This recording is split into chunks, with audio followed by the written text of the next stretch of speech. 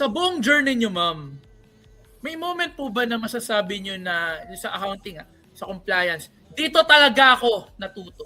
Ano yung experience nyo na nag-shape sa inyo kung paano kayo magtrabaho o mag-isip ngayon? Yung mga life-changing. Wow. Baka-deep naman ito. It's very deep. So, yeah, masasabi kong dito talaga ako. Oo, ang dami. Like, for ilang years na ba ako? Naku, sinabi ko kayong years ko, malalaman yung age ko. Quiet na lang ako. Okay. Quiet na lang sa age. Quiet na lang ako age. Siyempre, maraming experience, no? Kasi nga, I'm dealing with different kind of people, different kind of entrepreneurs, different kind of yung mga ating government employees. Marami talaga tayong may experience na hindi mo aakalain na mararanasan mo, 'di ba? Yung minsan humiliating, minsan naman very ma-up ka, ganon. But syempre, doon ako laging nakafocus sa kung ano yung matututunan ko with that kind of experience. Kasi everything happens for a reason. I believe that. So, hindi ako mapupunta ng BIR nang wala lang. Hindi ako mapupunta ng SEC nang wala lang. Diba? So, lahat yon kumbaga, naka-design na yan eh. Kaya naman sa mga experience na yon sobrang na-shape ako. Like, yung shape ko ngayon, yung Coca-Cola body, ano yung pagkaka-shape eh. Okay. Achieve.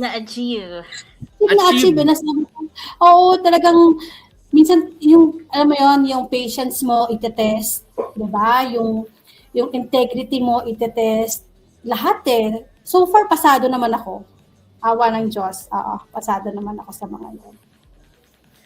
May specific pang moment, ma'am, o pwede kayo ma-share dito sa ating mga viewers na kumbaga meron kayong na ano na ito yung ito yung magpapabago sa akin. Next time, ito na yung gagawin ko.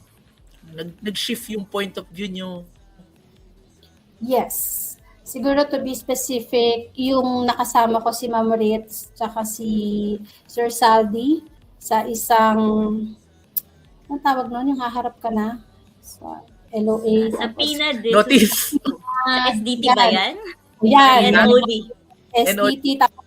Ano pa yan? May, ang dami pang et cetera. Kasi before, ang take ko sa ganyan, since ang naging nakamulatan ko is that makiusap ka, ganyan, ayusin mo, ganyan. Pero na-realize ko, yun nga, life-changing na, oo nga, no, bakit pa lagi akong parang ako yung may kailangan? Bakit pa parang lagi ako yung naghahabol? Hindi ba, dapat tayo nga naman yung di ba? Ipapasahod, pangit man yung word. Pero alam mo yun, kumbaga, bakit ganun? So, after that incident na nakita ko kung paano yung tamang pag-handle, kung paano ibinigay yung mga papeles and all, and nakita ko yung mga reaction, nakita ko yung lumalabas yung mga hindi mo expected na ugali ng mga officers. Diba? Na parang boom. Tapos, nakita ko rin kung paano mag-rebat ba tawag si Sir Saldi, na parang hindi naman yun, ganyan. So ako, na hindi sanay, natitense ako, pero gusto kong kumain ng popcorn yun eh. Ang ganda nito ang ganda pala. Sa drama? Suspense? Oo, parang hanggang sa may mga, alam mo na, lumabas ng mga naawat na sinasabi ko, ala, ang saya, may pag-aawat na, hindi ako umabot sa ganon. And then, yun ang naging life-changing ko na okay. Ganun pala. Ayan. Eye-opener sa kanya. Eye-opener ka talaga yun. Mm-mm. So, very, very eye-opener talaga yung ganung moment. To the point, kailangan natin ng popcorn. Iba kasi yung oozing confidence ni Sir Z eh. Tapos kasama mo pa si Ma'am Ritz. Oo, blockbuster. Overkill. So, ayun, yun yung moment na nabukas yung mga mata ni Ma'am. Dapat ganito palang tamang pag-handle nito. So, hindi dapat pinapababaan. Dapat sinisiro.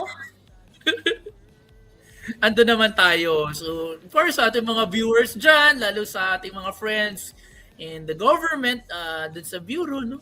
We're not here to antagonize anyone.